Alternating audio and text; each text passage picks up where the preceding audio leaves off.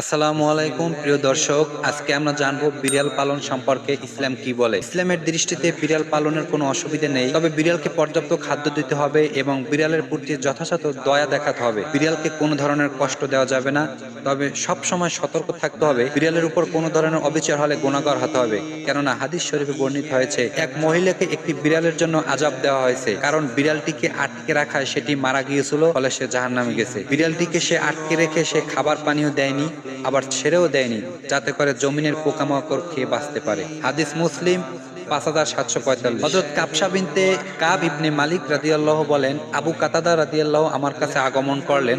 আমি তার জন্য পানি ভর্তি একটি অজুর পাত্র উপস্থিত করলাম।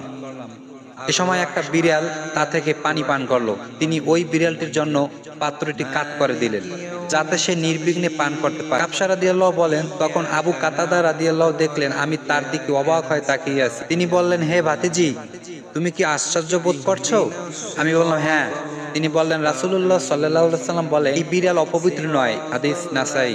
প্রিয় দর্শক, বিড়ালের মুখ দেয়া পানি কি পাক না নাপাক? ভালো পানি থাকলে বিড়ালের ঝুটা পানি ব্যবহার করা মাকরুহ, তবে বিড়ালের ঝুটা পানি ছাড়া অন্য কোনো ভালো পানি না থাকলে পবিত্রতার জন্য ওই পানি ব্যবহার করা যাবে, কারণ বিড়ালের ঝুটা নাপাক নয়।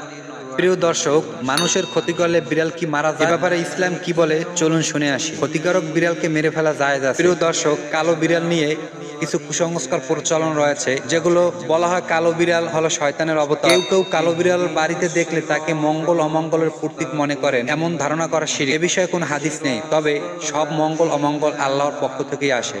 আল্লাহ তাআলা বান্দার সব গুনাহ ক্ষমা করলেও শিরকের গুনাহ ক্ষমা করবেন না। আল্লাহ তাআলা বলেন, নিশ্চয়ই যে ব্যক্তি আল্লাহর সঙ্গে অংশীদার সাব্যস্ত করে, আল্লাহ তার জন্য জান্নাত হারাম করে দেন, তার বাসস্থান হবে জাহান্নাম। সূরা মায়েদা আয়াত নম্বর 72।